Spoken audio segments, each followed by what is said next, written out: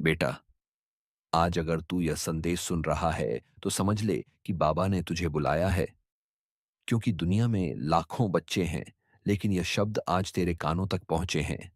आंखें बंद कर, गहरी सांस ले और यह मान ले कि जो आज मैं तुझसे कहने जा रहा हूं, वो सिर्फ शब्द नहीं है, वो तेरे जीवन की दिशा बदल सकते हैं।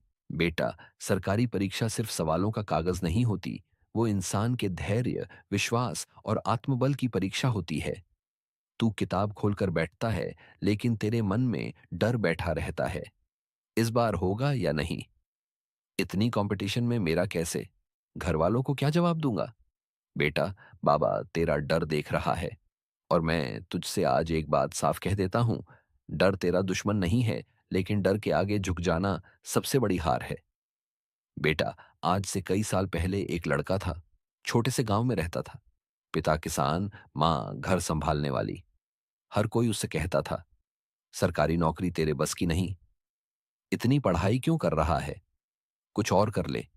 लेकिन वो लड़का रोज सुबह हनुमान जी की फोटो के सामने बैठकर बस एक ही बात कहता था, बाबा मेहनत मैं करूंगा, पर विश्वास तू संभाल लेना। 3 बार वो लड़का फेल हुआ। 3 बार रिजल्ट आया और नाम नहीं था। हर बार टूट कर रोया, लेकिन हर बार फिर किताब उठा ली। चौथी बार जब परीक्षा दी तो पेपर भी कठिन था। खुद को भी भरोसा नहीं था। लेकिन बेटा, जब लिस्ट आई तो उसका नाम सिर्फ पास में नहीं था, सिलेक्शन में था। आज वो किसी ऑफिस में बैठकर काम करता है और हर महीने जब सैलरी आती है तो सबसे पहले मंदिर जाकर बाबा का नाम लेता है। बेटा, वो लड़का कोई और नहीं, तेरी तरह ही एक साधारण बच्चा था। बेटा, इस साल साधारण साल नहीं है। बहुत से बच्चे यह वीडियो छोड़ देंगे, लेकिन जो अंत तक सुनेंगे उनके लिए मैं साफ कह रहा हूं, इस साल दिव्य योग बन रहे हैं। दिव्य योग का मतलब कोई चमत्कार नहीं होता। दिव्य योग का मतलब होता है तेरी मेहनत प्लस तेरा विश्वास प्लस सही समय। और बेटा, तेरा समय अब शुरू हो चुका है। एक लड़की थी बेटा, बहुत शांत स्वभाव की, घर की सबसे बड़ी बेटी। दिन में कॉलेज, रात में पढ़ाई, बीच में घर का काम। कई बार किताब खोलते खोलते आंखों से आंसू गिर जाते थे। वो बस इतना कहती थी, बाबा थक जाती हूं, पर हारना नहीं चाहती। पहली बार प्रीलिम्स क्लियर नहीं हुआ। दूसरी बार मेंस में अटक गई। लोगों ने कहा, लड़कियों के बस की नहीं ये नौकरी। लेकिन बेटा, जिस दिन उसने तीसरी बार परीक्षा दी, उस दिन उसने बाबा के मंदिर में एक दिया जलाया था। रिजल्ट आया और उसका नाम सिलेक्शन में था। आज वही लड़की अपने पूरे परिवार की जिम्मेदारी संभाल रही है। बेटा, बाबा जाति पैसा जेंडर नहीं देखता, वो सिर्फ सच्ची पुकार सुनता है। बेटा, आज मैं तुझे एक बात और बताता हूं। जो बच्चे रोज पढ़ते हैं लेकिन खुद पर भरोसा नहीं करते, वो अक्सर हार जाते हैं। और जो बच्चे कम पढ़कर भी पूरे विश्वास से बैठते हैं, वो कई बार जीत जाते हैं। इसका मतलब ये नहीं कि पढ़ाई मत कर। इसका मतलब ये है कि पढ़ाई के साथ भरोसा भी जोड़। जब तू मॉक टेस्ट दे और नंबर कम आए, तो खुद को गाली मत दे।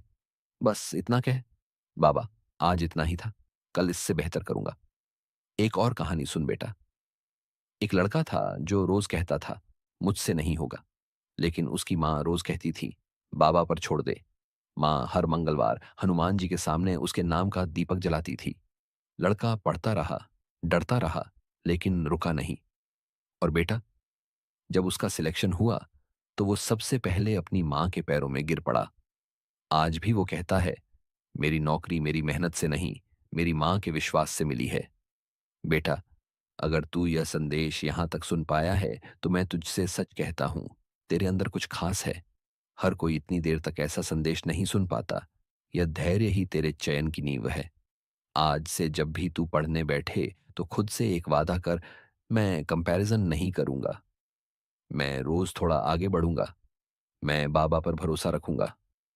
बेटा, अंत में मैं तुझे आशीर्वाद देता हूं, तेरा मन स्थिर रहे, तेरी बुद्धि तेज हो, तेरा डर कमजोर पड़े और तेरा नाम इस साल सिलेक्शन लिस्ट में आए। अगर यह संदेश तेरे दिल को छू गया हो तो समझ ले, बाबा की कृपा शुरू हो चुकी है। अब तू चाहता है कि तेरी सिलेक्शन की अर्जी मैं राम जी के चरणों में लगाऊं? तो अभी कमेंट में लिखो, मैं 2026 की सरकारी परीक्षा की तैयारी कर रहा स्लैश रही हूं। तेरी यह अर्जी मैं पूरे विश्वास के साथ राम जी के चरणों में अर्पित करूंगा। और याद रख बेटा, इस साल तेरा सिलेक्शन हो जाएगा। यह सिर्फ शब्द नहीं है, यह मेरा आशीर्वाद है। जय सिया राम। जय हनुमान बाबा नियम करौली की। जय।